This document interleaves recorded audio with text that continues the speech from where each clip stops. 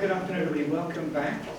My name is Keith Fox. I've recently started on the staff of the Faraday. I'm an associate director, and I'm combining that role in Cambridge with a research biochemist in the University of Southampton. So I'm on the biological, biochemical side of things. And it's my privilege to chair this afternoon's session. I hope that you're suitably satisfied after a good lunch.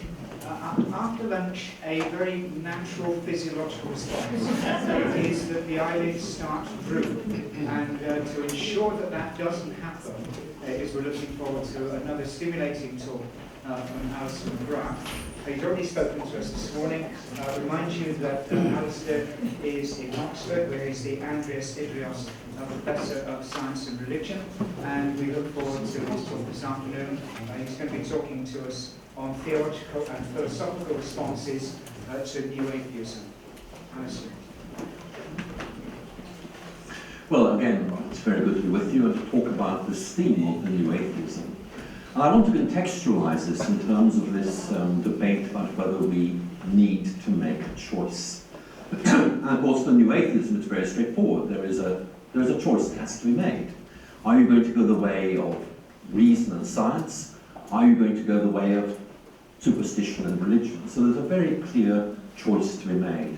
What I want to do in this lecture is to talk you through some aspects of the new atheism. I'm going to look at some of their ideas. I'm going to look at some of the responses we might make. But I think that the important thing is to see this as something that, in many ways, represents a cultural reaction to an ongoing religiosity which wasn't expected, if I can put it like that. And I'll explain what I mean by that as we go along. So let's begin by setting the scene. I think what we need to do is remember what it was like to live in the 1960s. Now, I can do this all right.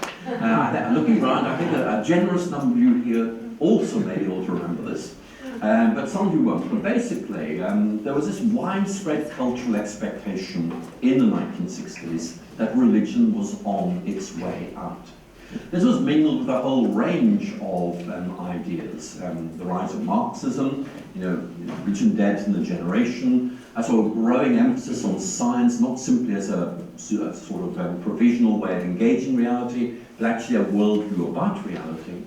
And there's a quote from William Bainbridge and Rodney Stark, just in effect trying to capture the cultural mood of the 1960s. The most illustrious figures in sociology, anthropology, and psychology were unanimous in the view that they would live to see the dawn of a new era in which, to paraphrase Freud, the infantile delusions of religion would be outgrown.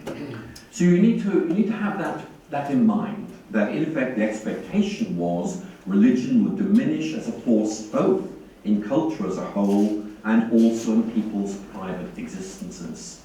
Now, I want to suggest to you that hasn't really happened. In fact, if anything, religion has come back with a vengeance, and I don't think that's necessarily a good thing, but certainly it has happened. But the difficulty is this: if you are wedded to a theory which says religion is going to decline, and it doesn't, then you are in a difficult position, not simply because religion persists, but because the theory might not be as straightforward and reliable as you might think. And that does help us to understand at least something of the anger that lies behind the new atheist rhetoric. There's a springboard for the new atheism, 9/11. We know that 3 of the new atheist manifestos were written in the immediate aftermath of 9/11. And Richard Dawkins, I think, captures the mood quite well. He wrote this article basically the next day: to fill a world with religion or religions of the Abrahamic kind is rather like littering the streets of loaded guns. Don't be surprised if they are used. I think it's very important just to realize that actually he captured something of the cultural mood of the moment. For a while, I think there was this almost emerging cultural consensus that religion was quite dangerous. And there are a number of points that we need to make here. The perceived link between religion, violence, and irrationality, often these being seen as linked. And again, 3 of the 4 New Atheist manifestos emerged directly from this event. And Dawkins and others were very careful to cast this as a battle of authorities for cultural recognition. Are you going to choose science and reason, or are you going to choose religion and superstition? And then what I want to emphasize is that the ongoing presence of religion was not simply a practical irritant, it was also theoretically disturbing, because it raised question marks about the reliability of the narrative on which much of the new atheism was based. And I'll say more about that in due course. So I've used that term, the new atheism. I've used it rather uncritically. Where does it come from? Well, it's not a very original term, I have to say, but basically the first guy to use it was a journalist called Gary Wolfe, who used the phrase basically to try and designate something about the writings of Richard Dawkins and others which seemed to mark it off from older atheist writings, for example, like those of Bertrand Russell. I think there are a number of points to make here. One is that actually, if you look at the intellectual content of the new atheism, it's not really all that new at all. It's a kind of recycling, it's a sort of hyping up of ideas that have already been there. And I think that it's the intensity, the anger, the assumption that anger is the equivalent to moral righteousness, which is captured by P.Z. Myers, who's very much one of the more significant members of this movement. He says the old school of atheism is really, really boring. And I have to say that some of the members of that school were slightly wounded by that comment. But what he was really saying is, look, we need something that's more snappy, something that's more culturally engaging. It helps us to understand why the new atheism very often relies on slogans rather than arguments. In fact, it's about capturing the cultural imagination. That's not done through arguments. It's done more through memorable slogans, through perhaps the telling of stories. I'll have more to say about that in a moment. And a very important point to make is that actually there are different kinds of atheism. I mean, most of the atheists I know don't actually think the God question is particularly important, and so they see their own atheism as being a matter of no great concern to them. But for people like Christopher Hitchens, again, one of the leading representatives of new atheism, atheism is anti-theism. In other words, there is an enemy, there's a battle on here. And therefore, this in effect changes the whole dynamic of the situation. This is Gary Wolfe, I mentioned him a moment ago, and what he's trying to do here is to capture the idea that there's a real battle going on here. There's a sense of moral indignation. Gay politics, he says, is simply civil rights. He's saying, look, is a new atheism like the gay rights movement? No, it's not, he's saying. Live and let live. But the atheist movement, by its lights, has no choice but to aggressively spread the good news. Evangelism is a moral imperative. Dawkins doesn't merely disagree with religious myths, he disagrees with tolerating them. I think that is important because it does allow us to try and grasp something of the oppositionalism.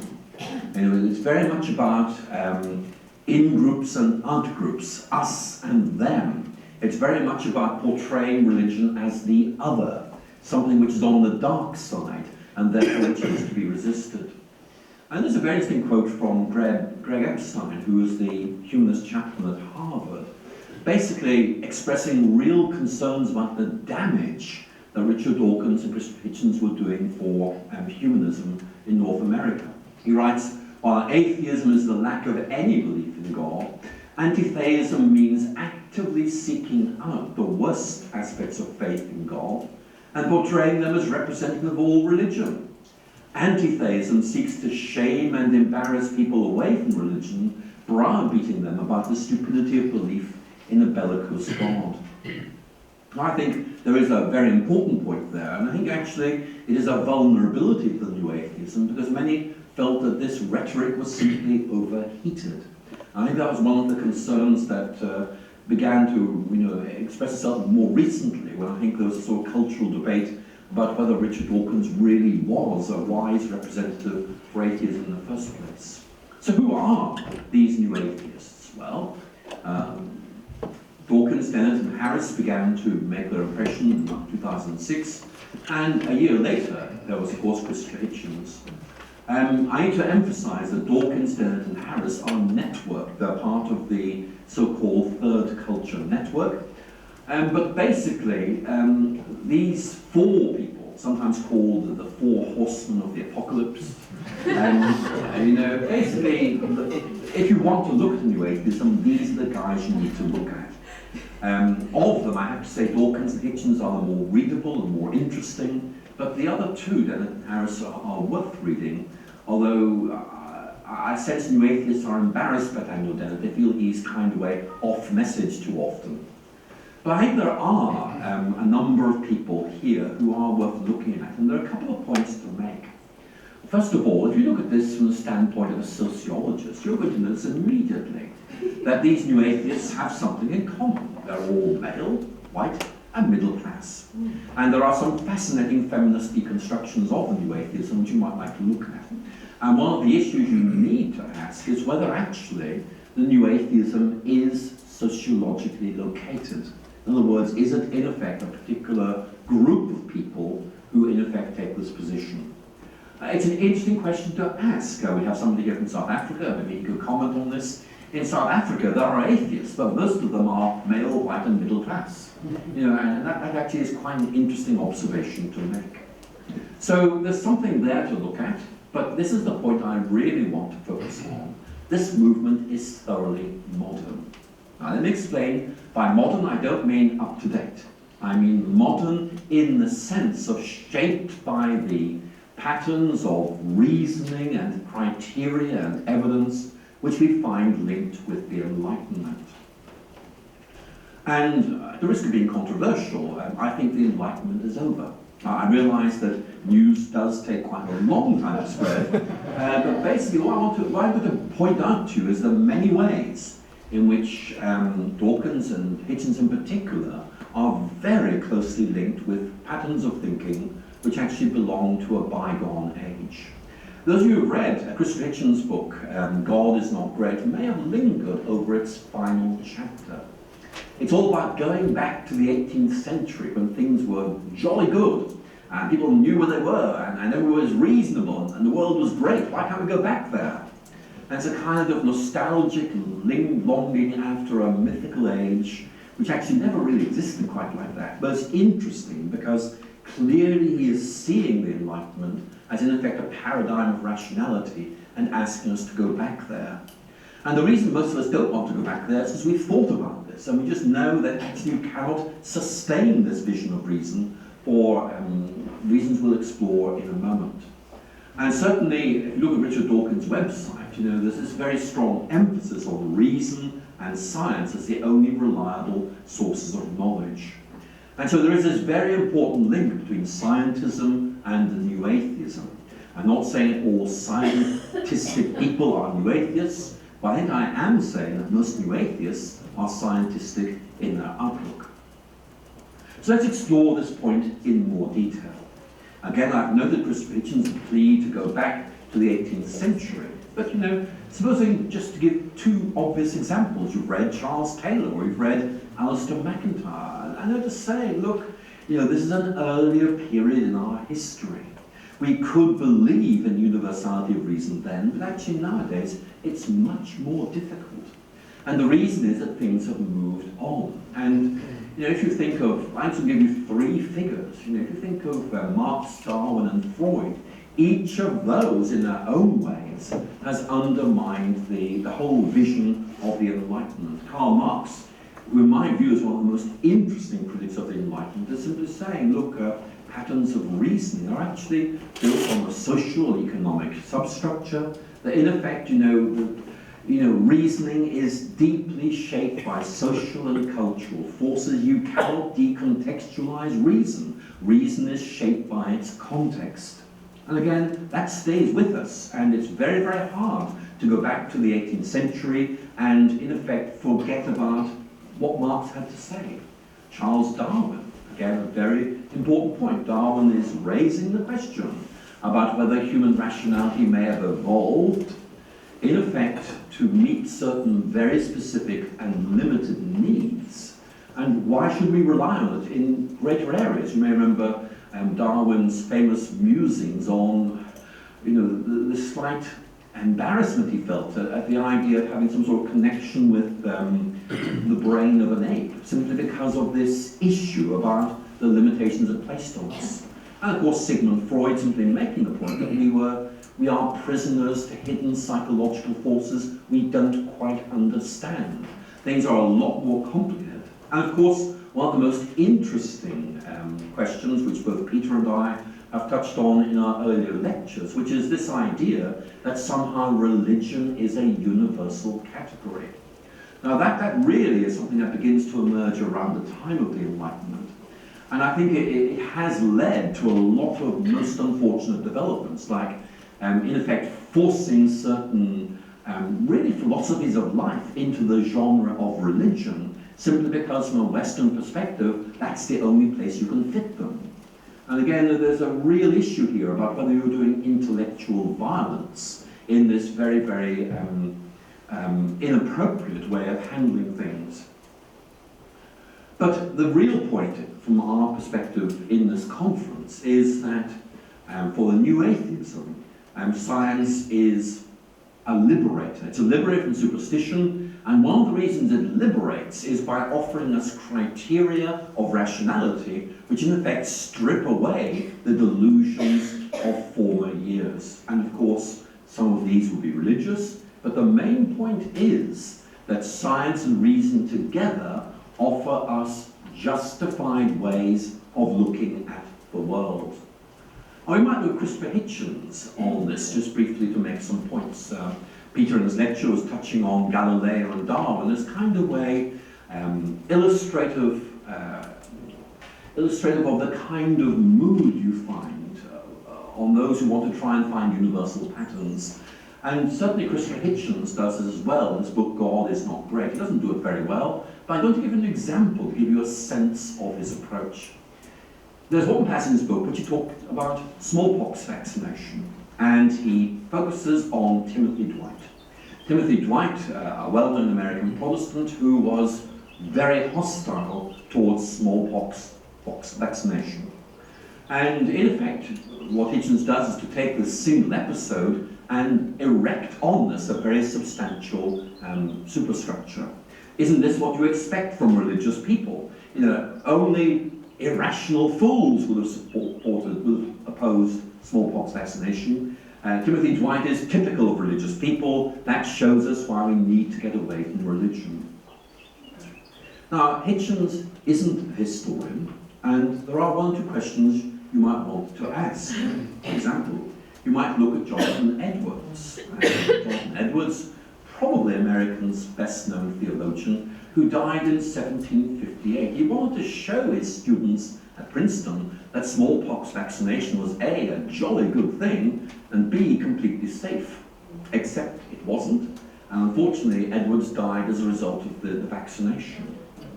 But you know, if you were going to tell the story properly, you might include both of these to show that religious opinion on this matter was divided. And also, Edwards was a generation before Dwight. So again, you can see there's some concerns about this. And those of you who know even more will say, well, there's something else that needs to be said. And of course, this is George Bernard Shaw. Some of you may be of my age and remember Dr. Finley's casebook. It's a wonderful piece in British cultural history. There's a very famous episode in which Dr. Finley has to persuade someone to allow their child to be vaccinated against smallpox, and they refuse because they've read George Bernard Shaw. And they know that this is simply immoral, devised by people like Pasteur and Lister who knew nothing about science. And the point is that George Bernard Shaw was a 20th century figure who also was a very aggressive atheist. So you see, it's almost paradigmatic. I mean, history is messy and complicated. You cannot just pick up a single instance and say that's the way everything is. It's complex. And what Hitchens is doing is telling the story he wants to tell, and in effect, opportunistically using evidence. When you are a rigorous historian or guided by the evidence, it's very, very hard to pick up this kind of picture, because I'd suggest it isn't really there in that shape or form. So let's move on to this big question, which actually was touched on one of the questions I was asked after my first lecture. I think it's a very important question because in many ways this is all about rationality, proof, evidence. And you can see immediately how this issue feeds into the theme of this conference. Do we have to choose between religion and science? And clearly one of the criteria you might use is whether the evidence forces us to do that. Again, I'm aware you might want to say, well, look, we need to talk more about what science is and religion is first. I agree. But nevertheless, this is going to be one of the criteria that comes into your way of thinking. And the new atheism is very hot on proof. And interestingly, faith is usually glossed as blind faith. To have faith is blind faith, is not engaging with evidence, is running away from evidence. And thus Christopher Hitchens makes this dramatic and I think slightly startling statement. Our belief is not a belief. In other words, if you deconstruct the basic idea there, that we don't believe anything, we just know what's right. When you read Christopher Hitchens, you find very, very quickly there are an awful lot of covert beliefs smuggled into his text. I think we can see this as a kind of programmatic statement. We are guided by reason. We don't believe things that cannot be shown to be right. What I want to explore with you just for a few moments is whether actually you can do that at all, and then open up the relevance of this for new atheism and also for the relationship between science and faith. The point that is regularly made against the new atheists is that they use a criteriology to critique others that they don't apply to their own position. In other words, you say you believe something of this, this, and this, and you use that as a grid to critique somebody else, but you don't apply it retrospectively. You don't actually look at yourself and ask whether our beliefs fall into that same category. Now, I'm going to look at Dawkins on faith and science in a moment, which I think helps us to see this point quite clearly. But I want to begin just looking more briefly at the impact of the new atheism on culture, because it has been quite significant, although it's now fading quite quickly. And I think if you look at its impact on Western culture, you can go by book sales, weblogs, you can note how a number of things seem to indicate its very high visibility. And I think that is now fading. I'd just like to give you a case study to illustrate this. And I've chosen one that's reasonably local, and that is the London Brights. Some of you won't have heard of this. I hadn't until I did the research.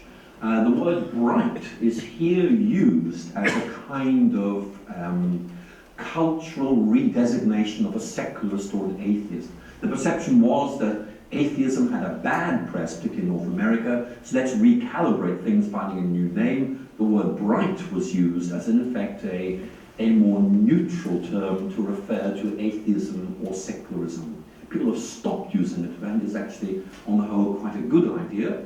But anyway, in 2006, Gary Wolfe, who I mentioned earlier, said that the monthly Brights meetup in London was one of the largest and best organised nationwide. Happily, I discovered the London Brights had a website, and the website was very, very informative. It told you when they were meeting, it also told you the topics, and also after the meeting, it told you how many people attended and provided photographs of the gathering. So it's very, very interesting, as well as a 5-star rating system to allow those who attended to give you a view of it. So let's look at this. What we find is, looking at London Brights, the movement began about 2004 and had a sort of fluctuating attendance, and then suddenly, in 2006, in the first few months of 2007, it begins to expand substantially. Okay? I would suggest that overlaps with the publication of the works of the New Atheism. So that, I think, is something we can understand. But from the second half of 2007, these meetups became increasingly infrequent. There were 10 meetings in 2005, 2 in 2008, 1 for 2009, and none since. Okay, so what does that say to us? Well, you say, well, we need more information. We want to know numbers. I'm going to give you those. The biggest meeting of London Brights took place, I think it was in May 2007. Channel 4 TV cameras were present to discuss rights in the United Kingdom. Okay? That was the attendance. Okay, there are no figures missing. It was 33. 33. Yeah, 33. That doesn't include the TV crew, no. But you know, on the whole, TV cameras draw people out of it. You know. The attendance at the smallest meeting was a viewing of the Da Vinci Code. Had the extremely interesting strapline. You want to hang out with a bunch of friendly atheists? Come and watch the Da Vinci Code with us. That didn't attract all that many.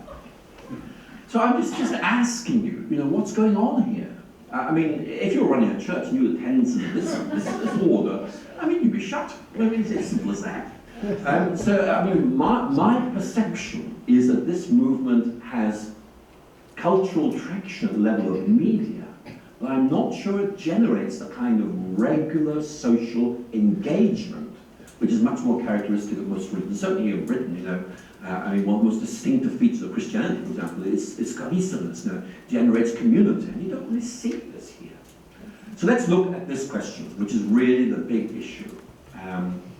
If you compare C.S. Lewis and Richard Dawkins, which I often do, you find they have diametrically opposite faith trajectories. And if we begin to try and work out why, for example, Dawkins is an atheist, I think we find some very interesting perspectives. But I want to begin by looking at this big transition, which I hinted at in my first talk, and now we need to look at more in detail. If we ask, what is modernity? Okay, well, we can say perhaps modernity began with the publication of Descartes' Discourse on Method in 1637, or Spinoza's Ethics in 1677. What we find there is almost like an attempt to find some degree of certitude without God. And you can talk about necessary truths, you can talk about luminously self-evident propositions. In other words, you are in effect really looking for proof, you're looking for clear statements of things, you're relying on reason to be able to deliver these judgments. Now again, remember, this is before Marx, Darwin, and Freud, and for a while this was very, very plausible indeed. We are now in a different place, and we might think of the publication of Heidegger's Being and Time in 27, or Wittgenstein's Philosophical Investigations, or Gadamer's Truth and Method. And these have changed things substantially, I would say irreversibly. And the essential characteristic of more postmodern ways of thinking is in effect that we're really looking at fiduciary judgments. That is to say, why should we trust these judgments? We cannot prove that they are right, but nevertheless there are reasons for thinking we can trust them. And the key point is that increasingly judgments are held to rest on commitments whose truth they are obliged to assume and which they can't demonstrate. And this is not to be seen as a problem. Now, the 18th century would have seen that as a problem, but rather as a reflection of the realities of human thinking. The reason I'm emphasizing this is that the new atheism really belongs in a modern, not a postmodern context. And the interesting question I'd like to raise with you, although I have this for discussion, is really whether the new atheism, because of its incorrigible modernity, actually didn't appeal as much to a younger generation as it might if it had tried to frame it in a more postmodern way. I leave that up, you know, that's up in the air for discussion.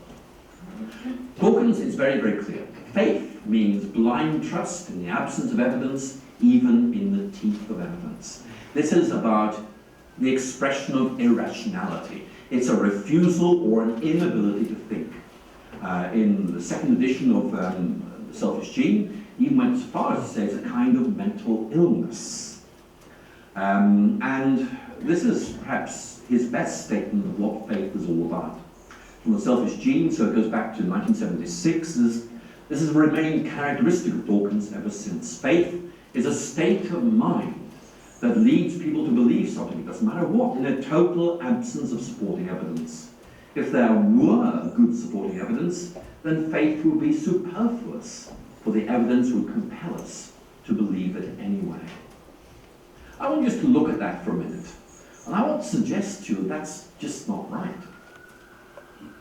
I want to suggest to you, if you're a working scientist, you're going to want to put your hand up and say, look, I'm sorry, it's awfully more complicated than that. That is a gross simplification of the place of evidence in science. And let me just help you a little bit here. I think that certainly it's very much characteristic of the new atheism. What you see is what you get. Reality is limited to what reason and science can prove, but it's not right. And what I want you to look at is this statement, which seems to me to be right at the core of the problem. If there were good supporting evidence, and let's begin by just congratulating Dawkins on using the subjunctive, that's not all that common in modern English, then faith would be superfluous, so the evidence would compel us to believe it anyway.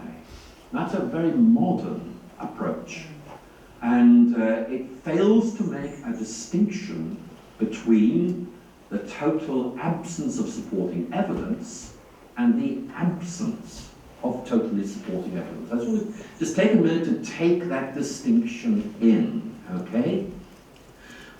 Peter was talking about this interesting debate about whether there's just a universe or whether there's a multiverse. And I mean, scientists are divided on this. And that's because of the absence of totally supporting evidence.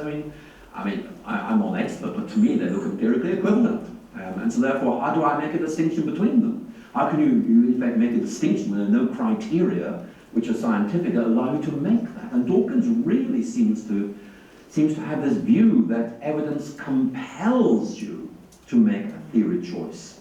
Whereas very often, evidence may be indicative, it may be suggestive, but there may be further work that needs to be done. And the point I want to make here is that actually, evidence and science is much more complicated than Dawkins is allowing. And proof in its rigorous sense really belongs in mathematics and logic. And there are lots of examples where you could begin to open up this here and say, it's just not that simple. There's Terry Eagleton, a well-known British cultural critic, who just says this, which I think is right. We hold many beliefs that have no unimpeachably rational justification, but are nonetheless reasonable to entertain. What he's saying about that is, look, there are a lot of beliefs we hold that are reasonable to hold, but we haven't actually proved they're right. And there's something else that I haven't really talked about here, which is basically where there have been numerous points in the development of science where scientific theories have been advanced which seem irrational. Irrational in the sense of contradicting common sense. And you can all get examples of that. Quantum theory is a classic example. But the key point I want to make is that putting together rationality and science is actually a slightly risky thing to do, because science regularly challenges our preconceptions of rationality. If you're a scientist, you're probably not going to say, what is it reasonable to think about the universe, as if somehow reason tells you in advance what the universe is like. It's much more, what experiments can we do to uncover what the universe really is like, irrespective of what reason tells us what it ought to be like. And that is a very important point to emphasize. Now, in dealing with this, there are a number of points we could make, and I'm just going to give you an example here, which is from the writings of Sir Isaiah Berlin, a well-known Oxford historian and philosopher. And Berlin basically was a sort of refugee from totalitarianism who settled in the United Kingdom and fought long and hard about the intellectual basis of ideology, whether religious or anti-religious or political. And his view was that actually, while it was very difficult to dismantle these, you could begin to challenge them by asking certain hard questions about their evidential basis. And so he said, look, there are three kinds of beliefs we see in the world around us. One of them belongs to the category of those that can be established by empirical observation. Science in a loose sense of the word, neglecting the whole issue of interpretation. Then, of course, there are those that can be established by logical deduction. And then, of course, you could say as a third category, there are those that can't be proved in either of these ways. And the point that Berlin made was, look, ideologies, religious views, political theories, moral values, they all belong in that third category. Now, Berlin didn't say, as a result, they're all irrational. He's far too wise to say that. He said, in fact, look, this just brings home to us how limited a thing reason is.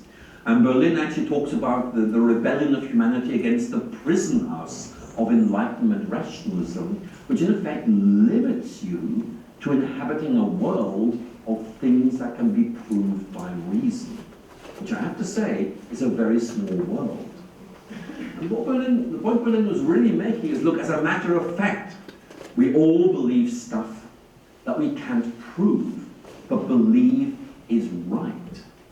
And his point, therefore, is we must be generous in dealing with those who have alternative approaches.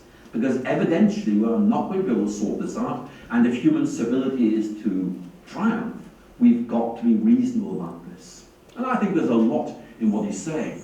But the main point I want to emphasize is not really that. It's just, look, there's this simple fact of life. Whether you are religious or anti-religious or whatever, whether you are interested in morals or politics or social theory, you are going to end up going beyond what can strictly be proven. And that's not a bad thing, it's just the way things are. We've got to learn to get used to this. Which means, in effect, the whole question of the criteriology of the new atheism becomes acutely important, because in effect, it is inadequate to deal with what we regard as being important as human beings. I think you could summarize like that. Faith is just a fact of life. Again, that quote from Terry Eagleton, if you feel I've been unduly emphasizing male authors, which I have, then let me correct that immediately as Julia Christopher, whether I belong to a religion, whether I be agnostic or atheist, when I say I believe, I mean I hold as true. And her point is, I have reasons for that. Maybe I can't prove it, but maybe I can justify rather than prove my belief. So there are lots of interesting questions there. And again, there are lots of issues we could think about. There's that very nice quote from Dante, reason has short wings, doesn't actually get you very far. But we need, I think, just to be aware of this basic idea that you find in so much Christian theology, which is that faith is not about reacting against reason or rejecting reason, it's about transcending reason's limits. And that, I think, is a very important point in this debate. And I could mention here C.S. Lewis. I believe in Christianity as I believe the sun has risen, not only because I see it, but because by it I see everything else. It's a very good example of Lewis's characteristic view that faith is both evidenced and evidencing, by which I mean there are reasons for thinking this is right, and one of those reasons is it seems to make sense of things, and that, of course, is Lewis's distinctive approach. From a scientific perspective, of course, you might begin to look at issues like empirical fit. Both Peter and I mentioned that earlier today. It really is very important. And what you're really asking is something like this. What worldview makes the most sense of what we observe in the world? What big picture offers the best account of what we experience? What theoretical account fits in best with what we observe? In other words, here's the theory, here's the observation. How good is the match between the theory and the observation? And remember, our word theory comes from the Greek word theoria, which means beholding, a way of seeing things. And again, you can see the point immediately. What criteria do you use to decide which way of looking at the observations makes most sense? What criteria might you be using? And the answer is there are lots you can use: simplicity, elegance, fecundity, and so on. But it's not obvious very often if this proves something. It may suggest to you one way of looking is better than another, but not necessarily that that's right. Now, I mentioned this quote from Dawkins earlier, I'm giving it to you again, and it's very characteristic of him. What he's saying is, look, there's a kind of mapping between a purposeless atheism and what we observe in the universe. And then you've got Lewis saying something very, very different. And the key point I want to make is you can't prove that Lewis is right, you can't prove that Dawkins is right. You're making a judgment here. This is about a fiduciary judgment as to which of these makes most sense, which is integrated into a whole system of beliefs and interpretation of evidence and observation. And you could give different ways of thinking about rationality. For example, you could think about a map corresponding to a landscape or a lens, bringing things into focus, or a light illuminating the shadowlands. I think they're using three analogies that are very often used in philosophy of knowledge. But the key point is, again and again, you'll say, look, I cannot absolutely say this is right, but I think this is. In other words, You either suspend judgment or you make a judgment on the basis of the evidence available.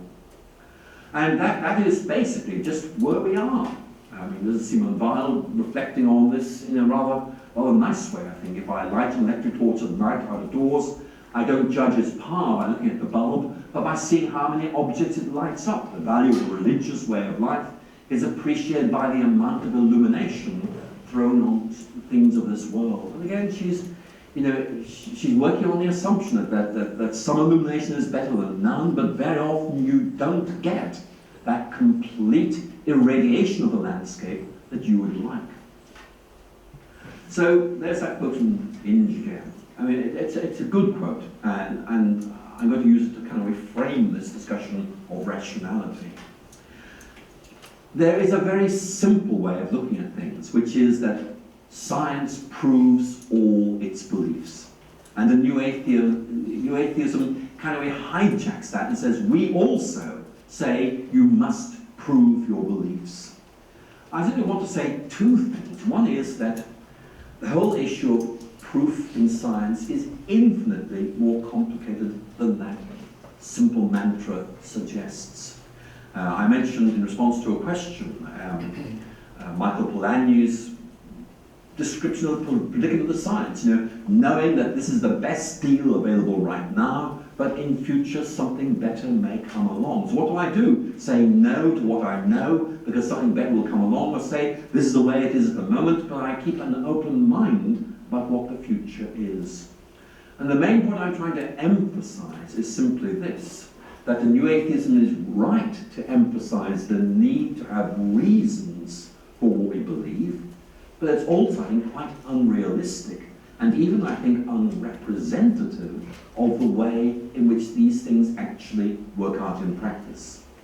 So a lot more can be said, but now I want to do a little bit of theology. And the reason I want to do this is because we're looking at this intensely debated question about whether it's natural to believe in God, and if it is, whether that is a good thing in capital letters or a bad thing, again, in capital letters. And what I'm picking up on here really is the whole issue of the cognitive science of religion, which has become really quite important in recent years. And I'm not going to lecture about that, I want to emphasize this, but I do want to pick up on some themes that emerge from this.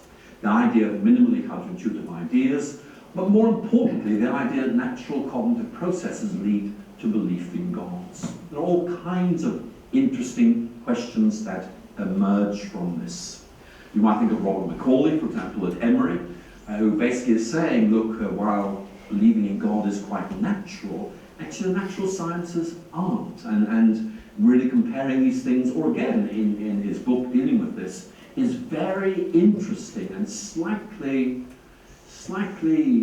awkward question as to whether actually, if natural cognitive processes lead to belief in gods, does any kind of impairment to natural cognitive processes lead to an inability to get what religion is all about?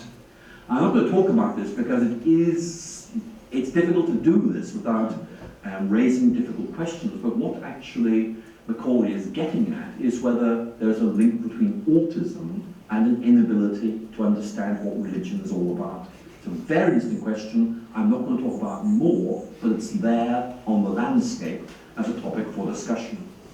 So the reason I'm raising this is because the new atheism has, in effect, taken this and developed it in certain ways.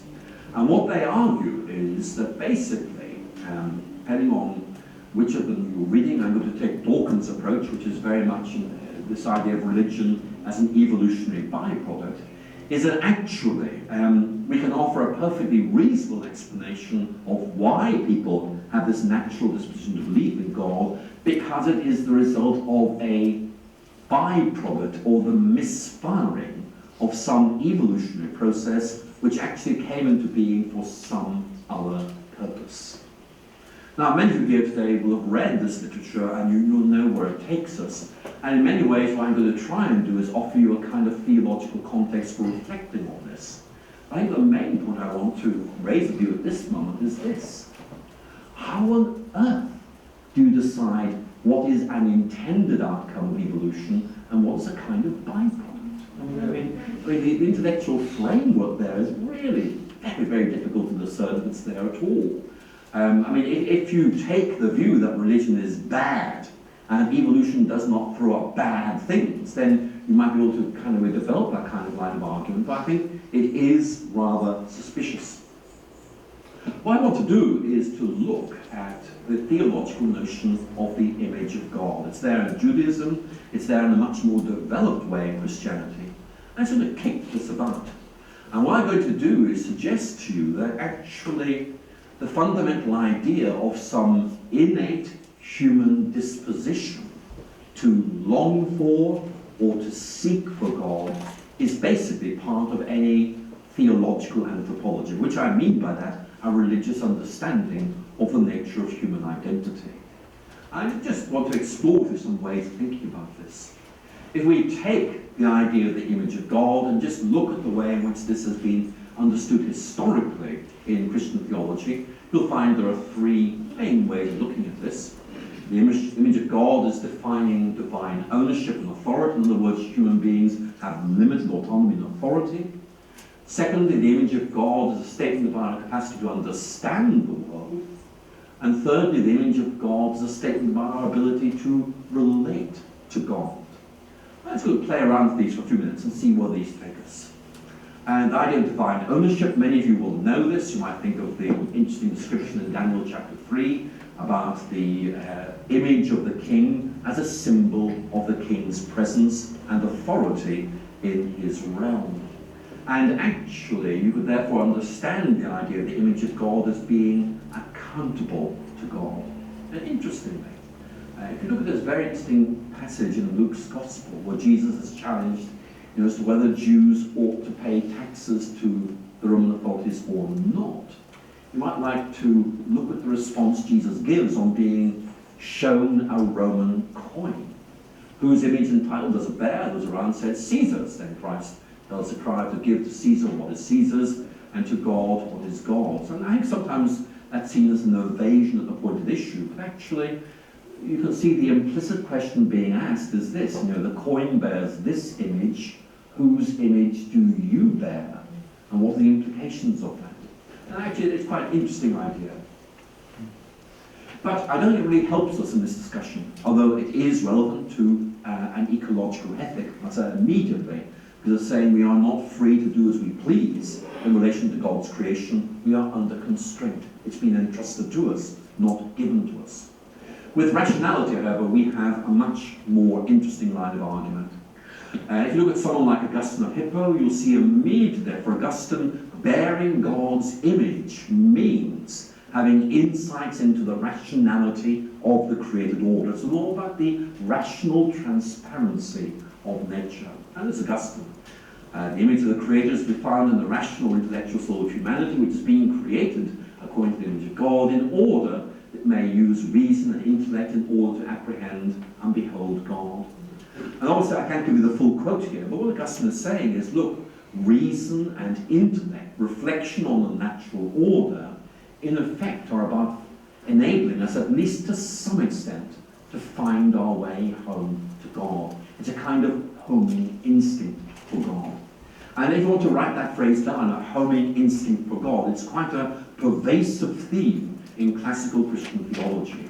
It's there in the book of Ecclesiastes, you've got planted eternity in our heart. But if you look at Augustine or Basil of Caesarea or Gregory of Nazianzen, they're all working with this idea. There is something within us, some kind of disposition, which in effect alerts us to God and makes us want to find our way home.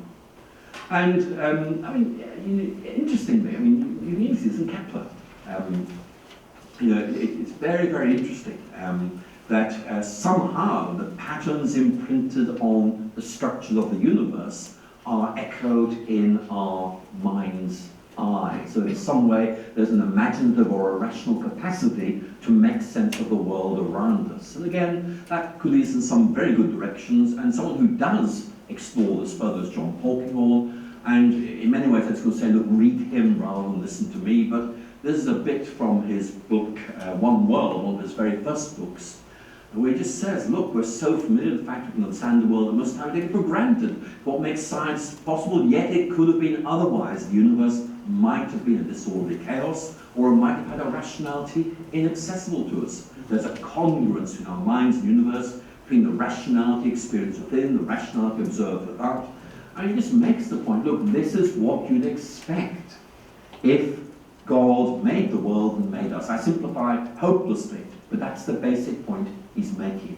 And it is, I think, a point that's well worth looking at. And then the whole idea of relationality, which again is very, very interesting. The image of God is the idea with some kind of creative capacity to relate to God, so our hearts long for God. We're unfulfilled till we relate to God. Or, for Augustine, a very important point, human experience is distinguished by a longing for God, which is often mistaken for something else. And again, you find this idea developed in C.S. Lewis, and many have read Lewis and know what he says, but basically these core ideas of nothing created or finite can satisfy our longing, knowing God's creatures make us long to know God's their source and origin, so the beauty of nature can't be captured, it can only lead to dissatisfaction and frustration. Lewis described himself as an empirical theist. He said, I arrived at belief in God by induction. That's a very scientific way of speaking. What does he mean by that? Well, what he means by this is he's saying, look, I cannot prove that there is a God by starting from my experience or starting from the world and arguing towards God. But if I say, look, just suppose for one moment there is a God, and that God is like, for example, what Christians say. And let me take that theory and ask, how well does that map onto observation and experience? Then Lewis' response is, it gives you a good fit. Lewis uses the word fit a lot in his writings, the idea that the capacity of the Christian faith to fit in what you experience, what you observe, and in many ways he's talking about the intellectual capaciousness of the Christian faith. And so you can see actually what Lewis is really doing is almost moving towards a kind of inductive methodology. Here's the theory, we got from somewhere else, let's check it out against how well it works. And he goes on to develop this in various ways, particularly his sermon, The Way of Glory, which many will have read. And I don't think I'm going to go into detail about this, but here's the point I want to make about the image of God. The New Atheism concedes, although I have to say in a rather reluctant way, that human beings naturally tend to want to believe in God. And very often it presents itself as something that stands above this rather low and primitive human instinct by being able to, in effect, offer a rationally compelling alternative. I think there are 2 points I want to make here. One is that some such idea of a natural inclination to believe in God, a homing instinct for God, is part of a religious way of thinking. And maybe, in effect, someone like Daniel Dennett is transposing this into the language of evolutionary biology. But he's not explaining it away. He's simply restating it in evolutionary terms. And I think is a very important point to make. But the second point I want to make is perhaps much more important. And that is that this doesn't settle anything. Is there a God? Is there not a God? But it does, I think, indicate that there's something there in a religious tradition which says there is a way of making sense of this innate longing for God. And I think that's important just to note as part of the overall picture of religion's attempts to try and make sense of the world around us and indeed the world within us. So I need to wind up. I mean, there's a lot more I need to say, but I haven't got the time to do it. And I want to make sure I give you ample time to talk about this. My perception is that right from the beginning, the New Atheism overstated things. I think it overstated things possibly to gain attention, but the difficulty is that if you overstate to gain attention and people begin to look more closely at what you're saying, you begin to notice the mismatch between theory and observation. And my concerns about New Atheism can be listed like this. Number one, I think they are inattentive to history and quite often do intellectual violence to history. It's a classic example of an ideologically driven reading of history, which in effect forces you to concentrate on certain things, misrepresents others, and stops you from seeing some things altogether. Peter talked about this in his lecture, and I want to underscore what he said. It's very important to do history for history's sake, rather than be driven by an ideological agenda like this. I think also they overstated the capacity of both science and reason to deliver in certain core areas. I think that's a real concern. I think that, in effect, what Dawkins in particular does is to take the intellectually authoritative science in its own limited domain, and then try and extrapolate from that, in fact, to everything. Now, if you go back to that idea of critical realism that I talked about in my first lecture, and say, look, reality is stratified at different levels, and you need to develop a research method for each level, then what Dawkins is in effect doing is taking a research method developed for one level and applying it to them all. And the result is it's blind to what's there on the other levels. You just cannot make sense of it. Not because there's anything wrong with those levels, but because you are using a tool that is simply not adapted for the tasks that need to be undertaken. So for me, scientism flattens everything to one level, which is what can be investigated and explained by the natural sciences. I think reality is bigger than that. But the third and final point I want to make is this. I think it was absolutely right to have something on the new atheism in this conference. It's still a presence, it's still something that is talked about, but it is on its way out. And I think what I would suggest to you is that the whole question of the rationality of faith remains on the table.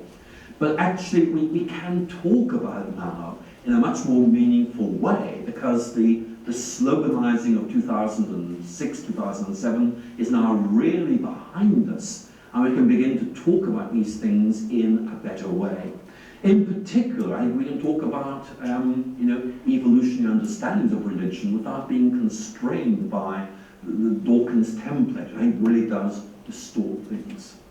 So I think, if I could summarize everything I've said very, very simply, it's this. I think the new atheism began a very good conversation, although in a very aggressive direction. But actually, the conversation has just moved on, and we've left behind many of these simplifications. They raise some very good questions. I don't think the answers they gave are particularly good, but the questions are still on the table, and I think this conference is going to look at quite a lot of them in the next few days.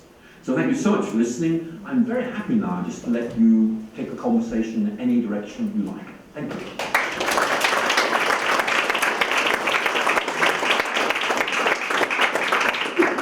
So who would like to kick us off? One in the middle there.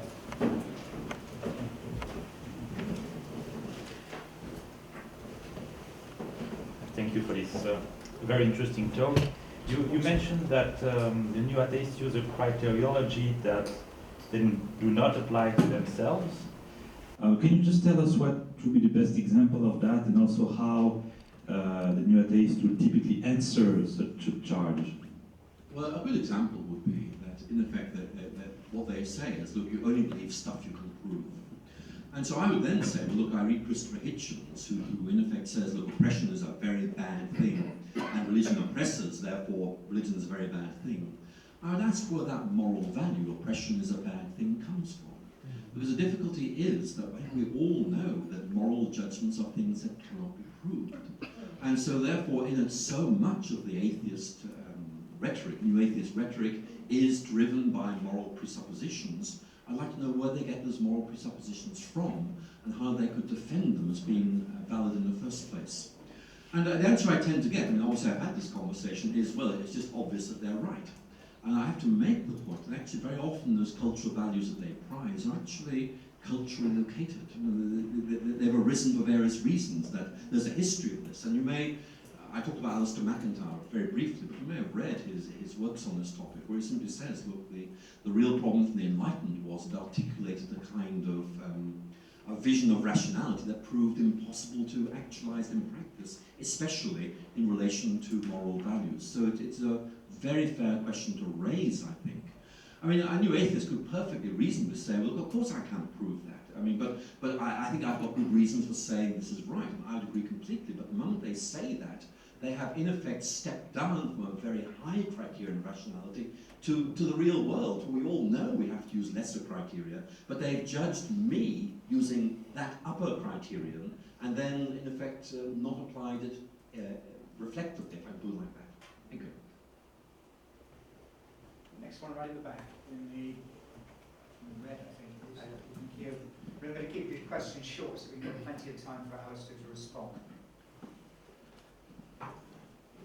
Yeah, I would just ask, with from the judgments that we have to make, do we sometimes make judgments on things which perhaps we don't need to when we've got incomplete evidence, and perhaps that's where the objections of new atheists and things come, where they're issues that they feel we don't need to make judgments on, and yet we still do.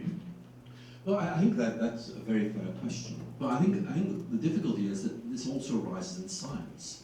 I mean, I was talking about quantum theory earlier, and supposing I were to say to you, well, which of the various construals of quantum theory do you think is right? I mean, are you inclined towards the Copenhagen school? Are you inclined towards David Hume or Everett or whoever it is? And actually, very often, the difficulty you'll find is this. I mean, these things are empirically equivalent. I mean, so how on earth can you make a judgment if there's no evidential basis to allow you to make that judgment? But interestingly, if you look at the historical development, this is Cushing's point, that in effect people have tended to go for the Copenhagen theory simply because it achieved dominance for what are essentially sociological reasons. I remember when I was being taught quantum theory at Oxford back in the 70s, we were only taught the Copenhagen approach. We were not given any alternatives, and the reason was the Copenhagen approach was seen as being the dominant approach. We weren't really told, although we found out for ourselves, that there are other ways of looking at this for which there was equally good evidence. So the dilemma we find ourselves in that is that in theory, of course, we'd never want to be in a position where we have to make a judgment without evidence. But practically, that does occur from time to time, where in effect you either make no decision or you have to make a decision based on judgment. We recognize that the judgment involved, in effect, is about going beyond the empirical. Now, Peter mentioned this point in relation to, for example, universe versus multiverse, how very often non-scientific criteria came in, like, for example, if I'm a theist, maybe that one works better, an atheist, maybe that one works better. But at a purely scientific level, very often you're left, in effect, having to make decisions without adequate evidence to force you in that particular direction. Which is why I come back to my concerns about Richard Dawkins' definitions of faith, where he seems to think that evidence compels you to certain decisions. Well, I'm sure in some cases it does. In an awful lot it doesn't. It leaves you suspended. And you either make no decision or you make a decision which you know may be flawed. Thank you.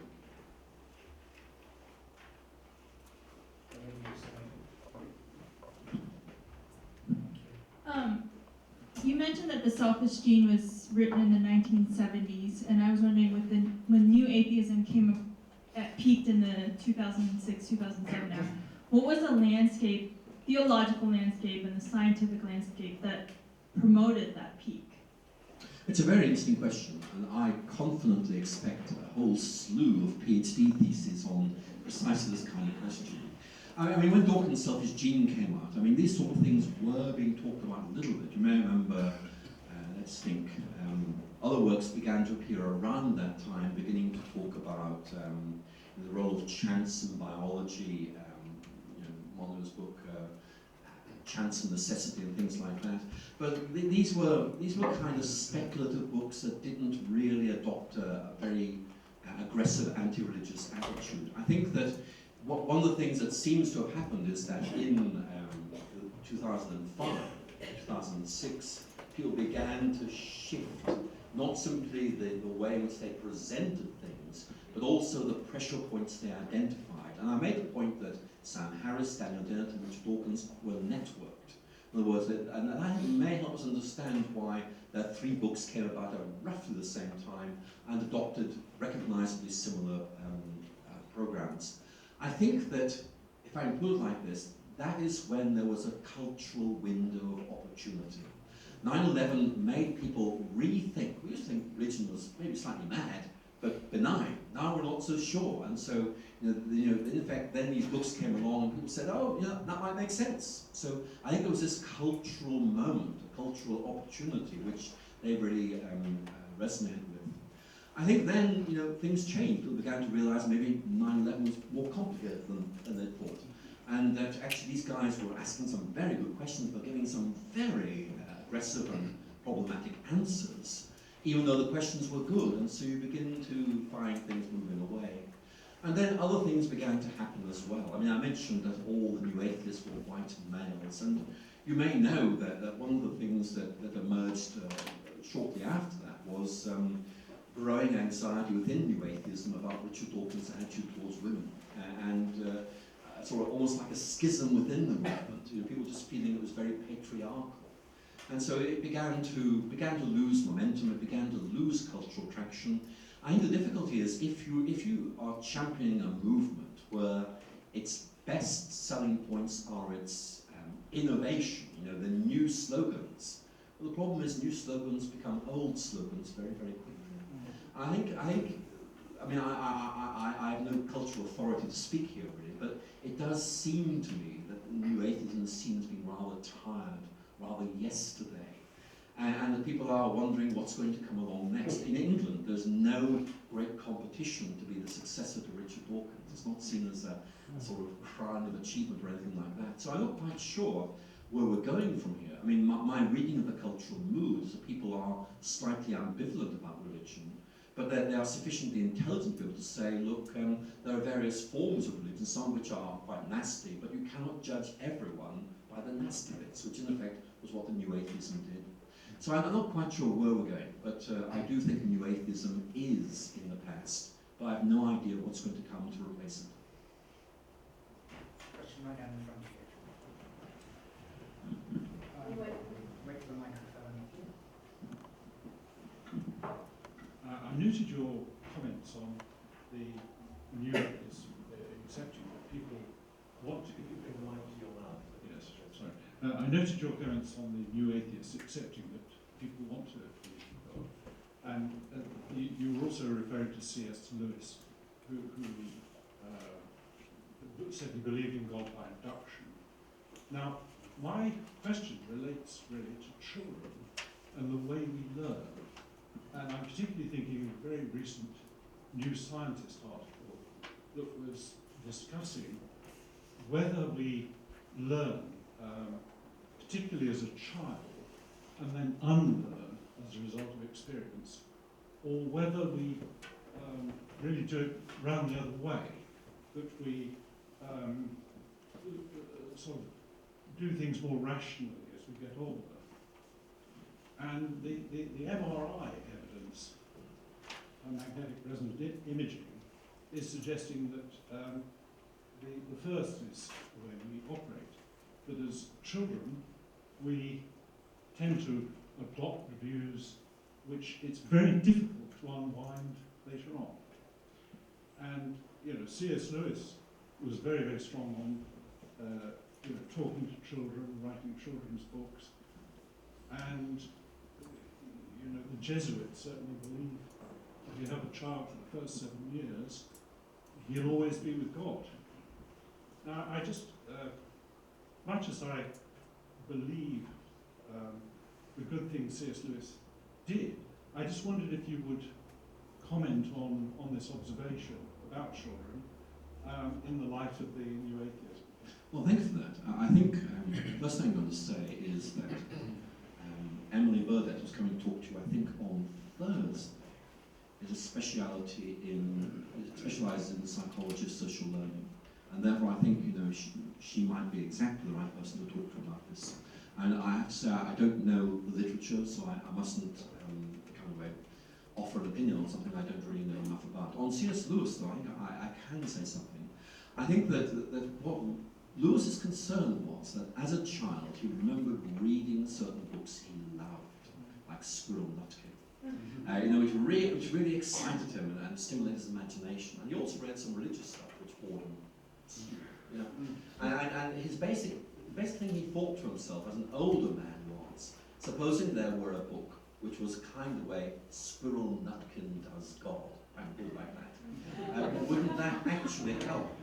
And so, I mean, that's what Narnia really is.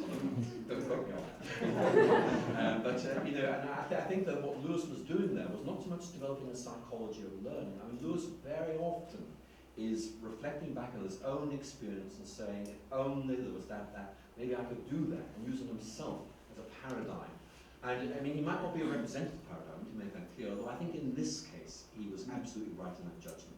But on the psychological side of things, I couldn't comment. It's a good question. Ask Emily on first.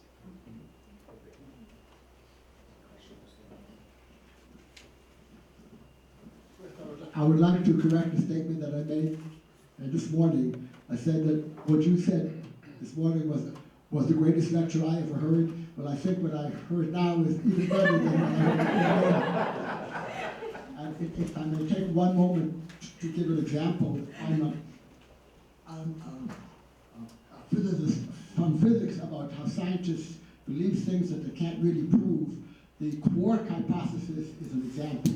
A quark is a fundamental particle which is 99.9% of all the material in the world is made of quarks. It won the Nobel Prize, but no scientist has ever seen a quark.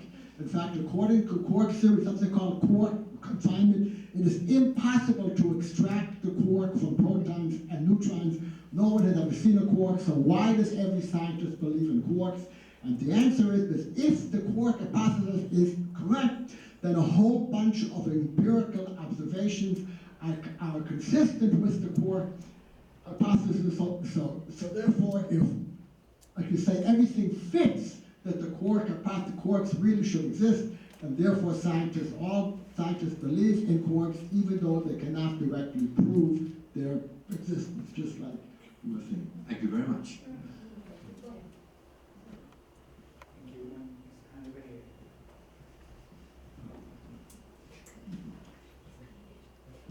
So you were talking a lot about the extremists on one end, the new atheists, but there's also extremists, of course, on the other end, the fundamentalists. I wonder what advice you might have for helping maybe to expand the perspectives or giving them another way to look at it. I think, you know, the mission of rational Christians is just as much to those people as it is to the new atheists. That's a really interesting question. There's been a lot of work done on the psychology of fundamentalism. And there are a lot of very interesting things there. You know, there's the in-group, there's the out-group. You know, and that's very, very clear. It's all about, you know, group identification. There's very much, you know, right and wrong, black and white, if I can use these very crude terms. And I think that one of my concerns is this, that actually, if we put these guys together on a desert island, they might actually get on with each other quite well. And actually, I'd be quite happy about that. I think that there is a serious issue here, which is that on my reading of history, I must make clear that I'm not as good a historian as I ought to be, but for me, any kind of fundamentalism arises in response to perceived threat. In other words, look, there's a problem with culture. How are we going to deal with it? We're going to react. We're going to circle the wagons. We're going to ridicule these guys as the other, as fools, you know, and we're the guys who are right, and we'll fight them in every way. And you see immediately how that does help you understand the new atheism. It's a reaction against a continuing religion. There are a whole series of things going on there.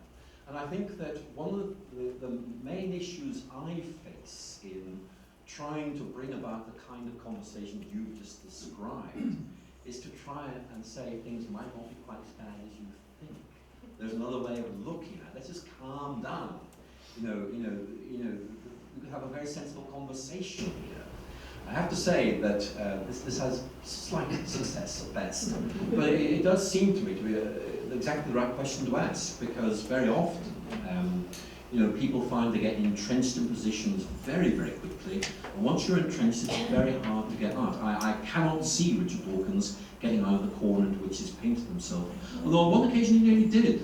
This very interesting discussion at Oxford between Rowan Williams and Richard Dawkins, moderated by Anthony Kenny, where at one point Kenny intervened in the conversation and said to Richard Dawkins, I don't think you're an atheist at all, I think you're an agnostic. And again, that was just a very interesting intervention, because actually that was the conclusion a lot of the audience was drawing, and actually Kenny just named it, and actually it just was a moment of illumination in that conversation. So I think we do need to ask, if I put it like this, you know, if our conversation today is science and religion, do we have to choose? The new atheists say, well, of course you have to choose. Religious fundamentalists are also saying exactly the same thing, but for very different reasons. And so I think, you know, that is the other side of the conversation we need to be having. And, you know, maybe at some point in the future, you know, that's something that maybe Faraday could think about, how we, in effect, negotiate strategies for trying to win a hearing within a very religiously polarized audience, and just say, look, there might be other ways of thinking about things. But I don't know enough to do this, but I'm just saying I agree with you entirely. It's a very good question to ask. I think we'll make this the last question, and then we'll break for tea. So you mentioned that believing in the multiverse and the universe are both equally compatible with the evidence we have, logically compatible. But would you say that they are equally good as science? I mean, science has to do with something that we can, at least in principle, investigate empirically. And the multiverse can not even in principle be seen empirically. So is there a difference between the multiverse and the teapot surrounding Jupiter? I think, I mean, I have put that point to people who believe in the multiverse, and their answer is, well, we're seeing it right now. That in effect, we're seeing part of the multiverse, and we're trying to understand the totality of it from the part we see. I mean, my concern about that, I have to say, would be, well, look, if we believe in a multiverse consisting of a range of different universes with different laws and constants and so forth, then in what way does observation of this universe tell us anything about any other universe? So I have difficulty there. But they assure me that this is a minor difficulty. And to be honest, I just don't feel confident enough to pursue that conversation. But there's an analogical problem with other situations where you do have pretty much empirically equivalent situations where it's very, very difficult to make a judgment, yet you do end up making a judgment.